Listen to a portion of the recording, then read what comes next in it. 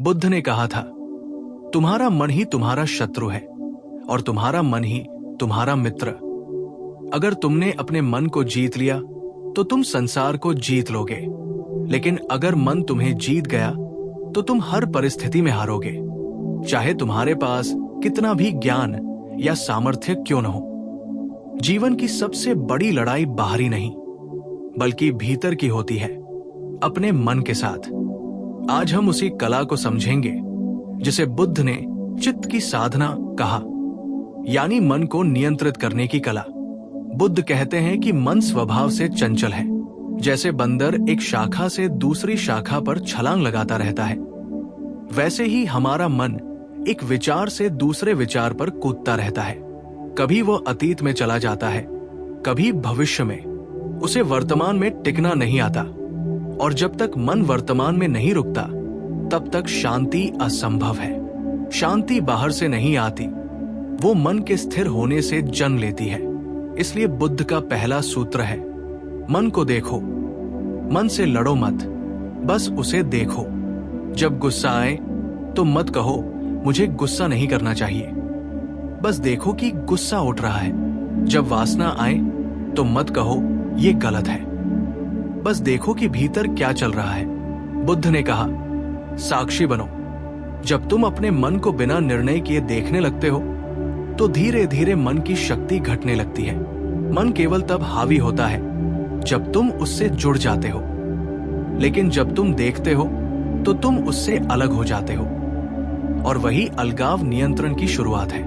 बुद्ध कहते हैं, मन वही करता है जिसकी तुम अनुमति देते हो। जब तुम अनजाने में मन के पीछे भागते हो तो वो तुम्हें भटका देता है, लेकिन जब तुम सजग होकर उसे देखते हो तो तुम उसके स्वामी बन जाते हो। यही ध्यान का सार है, सजगता। बुद्ध ने कहा था, सावधानी ही मुक्ति का मार्ग है। हर पल में जागो। जब तुम खाते हो तो बस खाने को देखो, महसूस करो। जब चलते हो तो बस चलने का अनुभव करो। जब सोचो तो ये जानो कि तुम सोच रहे हो। ये सुनने में सरल लगता है, लेकिन यही सबसे कठिन साधना है, क्योंकि हमारा मन हमेशा भागता है। उसे पकड़ने की कोशिश मत करो, बस देखो कि वो भाग रहा है। धीरे धीरे उसकी गति कम हो जाएगी। बुद्ध कहते हैं, मन एक बच्चे की तरह है, उसे प्यार से संभालो, सख्ती से नहीं। अगर तुम उसे जबरदस्ती रोकने की कोशिश करोगे तो वो और उछलेगा, लेकिन जब तुम उसे शांति से देखोगे तो वो खुद शांत हो जाएगा। ये समझना जरूरी है कि मन तुम्हारा दुश्मन नहीं है, वो बस तुम्हारे नियंत्रण से बाहर हो गया है। तुमने उसे अनुशासन नहीं सिखाया, इसलिए वो जंगली हो गया। और जैसे एक घोड़ा बिना लगाम के भागता है, वैसे ही तुम्हारा मन तुम्हें घसीटता है। बुद्ध ने कहा, मन को नियंत्रित करना उस घोड़े को साधने जैसा है जो सालों से भाग रहा हो। इसके लिए धैर्य चाहिए, निरंतरता चाहिए, और सबसे बढ़कर प्रेम चाहिए। अगर तुम खुद से प्रेम करते हो तो अपने मन को भी प्रेम से संभालो। हर सुबह जब उठो तो 5 मिनट अपने श्वास पर ध्यान दो। बस सांस अंदर जा रही है, ये देखो। सांस बाहर आ रही है, ये देखो। धीरे धीरे तुम महसूस करोगे कि मन की गति धीमी हो रही है, और जब मन धीमा होता है तो शांति प्रकट होती है। बुद्ध ने कहा, मन के शांत होने पर सत्य दिखाई देता है। जब तुम्हारा मन शांत होगा तो तुम चीजों को जैसे है वैसे देखोगे। तब तुम्हें दूसरों की गलतियों से चोट नहीं लगेगी, क्योंकि तुम समझ जाओगे कि हर व्यक्ति अपने मन का दास है। जब तुम्हारा मन नियंत्रण में होता है तो कोई बाहरी परिस्थिति तुम्हें नहीं हिला सकती। कोई अपमान, कोई असफलता, कोई प्रेम का दर्द तुम्हारे भीतर तूफान नहीं मचा पाएगा, क्योंकि तुम भीतर से केंद्रित रहोगे। बुद्ध ने कहा, जिसने अपने मन को जीत लिया उसने संसार को जीत लिया। लेकिन सवाल यह है, मन को जीते कैसे? बुद्ध ने इसके लिए 3 चरण बताए। पहला, स्मृति, माइंडफुलनेस। हर क्षण जागृत रहो। जब तुम खा रहे हो, चल रहे हो, बोल रहे हो, हर क्रिया में उपस्थित रहो। दूसरा, समता, इक्विनिमिटी। चाहे सुख आए या दुख, सफलता या असफलता, मन को संतुलित रखो। ये जानो कि हर चीज अस्थायी है, सुख भी, दुख भी। और तीसरा, करुणा, कंपैशन। खुद के प्रति और दूसरों के प्रति दयालु रहो। जब तुम दूसरों के मन को समझने लगते हो तो तुम्हारा मन भी शांत हो जाता है। बुद्ध ने कहा, करुणा से मन पवित्र होता है। अगर तुम किसी से घृणा करते हो तो वो जहर तुम्हारे मन में फैलता है, लेकिन जब तुम क्षमा करते हो तो तुम्हारा मन हल्का हो जाता है। मन को नियंत्रित करने का अर्थ उसे दबाना नहीं है, बल्कि उसे समझना है। समझ ही असली अनुशासन है। जब तुम अपने मन को समझ लेते हो तो वो तुम्हारा सेवक बन जाता है। बुद्ध ने एक उदाहरण दिया था, मन एक दिए की लौ जैसा है। अगर हवा तेज हो तो लौ कांपती है, लेकिन अगर हवा शांत हो तो लौ स्थिर रहती है। हवा हमारे विचार है, जितने विचार कम उतनी स्थिर लौ। इसलिए बुद्ध ने कहा, विचारों को रोकने की कोशिश मत करो, बस उन्हें गुजरने दो। जब तुम किसी विचार को पकड़ते नहीं तो वो टिकता नहीं, वो बादल की तरह गुजर जाता है। और जब सभी बादल गुजर जाते हैं तो आकाश प्रकट होता है। वही आकाश तुम्हारा असली स्वरूप है, शांत, विशाल और अडोल। मन को नियंत्रित करने का अर्थ है अपने भीतर के इस आकाश को पहचानना। बुद्ध ने कहा, जब तुम अपने मन के साक्षी बन जाते हो तो तुम मन नहीं रह जाते, तुम चेतना बन जाते हो। और यही मोक्ष है। बुद्ध की साधना का अंतिम लक्ष्य यही था, मन से परे जाना। जब तुम मन से ऊपर उठते हो तो तुम दुख से ऊपर उठ जाते हो। तब संसार तुम्हें छू नहीं सकता।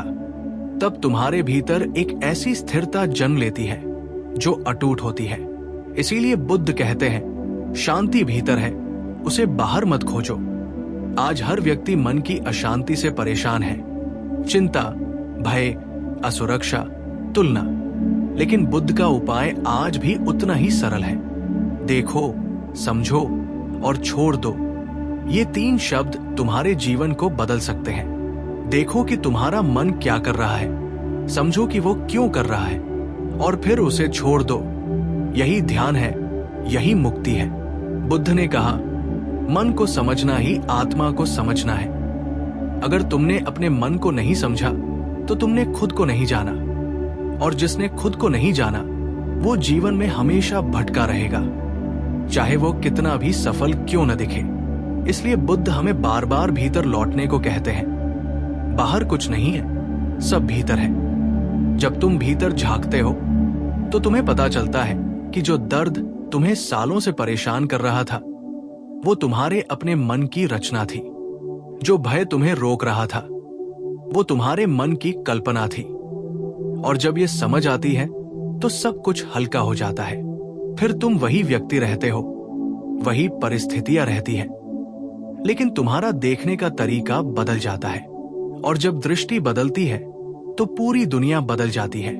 यही बुद्ध का संदेश है। दुनिया नहीं, तुम्हारा मन बदलो, क्योंकि अगर मन शांत है तो सब कुछ शांत है।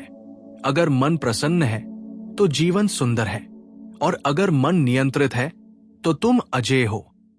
इसलिए बुद्ध का मार्ग कोई धार्मिक यात्रा नहीं, बल्कि मन की यात्रा है।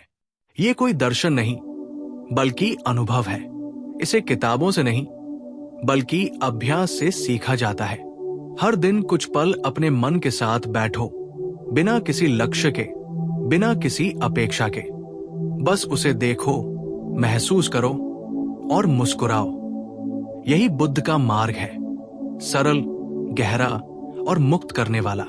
जैसे जैसे आप अपने मन को समझने लगेंगे, आप पाएंगे कि आपका मन हर समय शांत नहीं रहेगा। कभी वो उछल पुछल करेगा, कभी चंचल होगा, कभी आपकी भावनाओं को भड़का देगा। बुद्ध कहते हैं, ये स्वाभाविक है, चिंता मत करो। मन की चंचलता का अर्थ ये नहीं कि आप असफल हो रहे हैं, बल्कि इसका अर्थ है कि आप अभ्यास कर रहे हैं। जैसे कोई बच्चा धीरे धीरे चलना सीखता है, वैसे ही मन को नियंत्रित करना भी अभ्यास मांगता है। लगातार अभ्यास ही परिणाम लाता है। हर दिन थोड़ी देर ध्यान करें, शुरुआत में बस 5 मिनट धीरे धीरे समय बढ़ाएं। ध्यान करते समय ये मत सोचो कि तुम्हें क्या महसूस होगा या क्या मिलेगा। बस देखो, बस महसूस करो। अगर कोई विचार आए उसे पकड़ो मत, उसे गुजरते दो। बुद्ध इसे विचारों की नदी कहते हैं। आप जैसे ही किसी विचार को पकड़ते हैं वो मन को फिर से भटकाता है, लेकिन जब आप उसे जाने देते हैं तो मन खुद स्थिर होने लगता है। इसके साथ ही बुद्ध ने एक और बहुत महत्वपूर्ण सिद्धांत बताया, असंग्रहिता। इसका मतलब है किसी भी चीज से अत्यधिक जुड़ाव न रखना। मन तभी स्वतंत्र होता है जब वो किसी चीज का बंदी न हो, चाहे वो पैसा हो, सफलता हो, प्यार हो या किसी व्यक्ति के प्रति मोह। जितना कम जुड़ाव उतनी अधिक शांति। बुद्ध कहते हैं जब तुम किसी चीज को अपने भीतर स्थायी रूप से पकड़ने की कोशिश छोड़ देते हो तो मन स्वतः नियंत्रित हो जाता है। इसी कारण ध्यान के अभ्यास में अनासक्ति को प्रमुखता दी जाती है। मानसिक शांति केवल तब आती है जब हम किसी चीज के पीछे भागना बंद कर देते हैं। बुद्ध कहते हैं मन को नियंत्रित करना ही जीवन को नियंत्रित करना है। जीवन को नियंत्रित करने का अर्थ है दुख और चिंता से मुक्त होना। इसके लिए हर दिन खुद को याद दिलाओ, मैं केवल साक्षी हूं। मैं अपने विचारों, भावनाओं और इच्छाओं को देख रहा हूं, मैं उन पर हावी नहीं हूं। यह सरल वाक्यांश जितना छोटा है उतना शक्तिशाली है। इसे बोलते समय महसूस करें कि आप वास्तव में अलग हैं, आप अपने मन से अलग हैं। यही चेतना का अनुभव है। धीरे धीरे आप पाएंगे कि मानसिक अस्थिरता कम होने लगी है। चिंता और भय आपकी रोजमर्रा की ऊर्जा को नहीं चूसते, और जब मन स्थिर होगा तो निर्णय भी स्पष्ट होंगे। बुद्ध कहते हैं मन को नियंत्रित करने वाला व्यक्ति कभी किसी भी परिस्थिति में भ्रमित नहीं होता। वो स्पष्ट दृष्टि से कार्य करता है। उसके भीतर स्थिरता होती है जो उसे जीवन में हर चुनौती का सामना करने में सक्षम बनाती है। इस स्थिरता का अनुभव करना ही बुद्ध की शिक्षाओं का सबसे बड़ा उपहार है। मन को नियंत्रित करने का अभ्यास कभी पूरी तरह खत्म नहीं होता। जीवन भर ये एक यात्रा है, लेकिन जितना अधिक आप अभ्यास करेंगे उतना अधिक मन आपका मित्र बन जाएगा। और जब मन आपका मित्र बन जाएगा तब आप जीवन के हर अनुभव को पूरी तरह जी पाएंगे, न कि केवल प्रतिक्रिया दें। बुद्ध कहते हैं मन को नियंत्रित करना शांति, स्पष्टता और स्वतंत्रता का मार्ग है। यही सच्चा सुख है। इसलिए आज ही एक कदम उठाएं। 5 मिनट के लिए ध्यान करें। अपने विचारों को बिना रोकें, बिना जोड़े बस देखो। फिर धीरे धीरे इसे हर दिन बढ़ाओ। देखो कि मन का स्वभाव कैसे बदलता है। समय के साथ आप महसूस करेंगे कि मन आपकी सेवा करने लगा है, न कि आपको नियंत्रित करता है। यही बुद्ध की सबसे बड़ी सीख है। अपने मन को देखो, समझो और छोड़ दो। जब आप इसे अपनाएंगे तो जीवन आसान, हल्का और शांत हो जाएगा। और यही मानसिक स्वतंत्रता है जो आपके भीतर स्थायी शांति और खुशहाली लाएगी। मन को नियंत्रित करने का अभ्यास केवल ध्यान तक सीमित नहीं है। बुद्ध ने कहा था कि ये जीवन के हर क्षेत्र में लागू होना चाहिए। जब आप किसी कार्य में लगे हो तो पूरी तरह वहां उपस्थित रहें। जैसे आप खाना खा रहे हैं तो केवल खाने में रहें, मोबाइल या टीवी में न खोए। जैसे आप किसी से बात कर रहे हैं तो केवल उस बातचीत में उपस्थित रहें। अपने मन को दूसरी जगह मत भटकने दें। ये अभ्यास आपको मानसिक शांति और एकाग्रता दोनों देता है।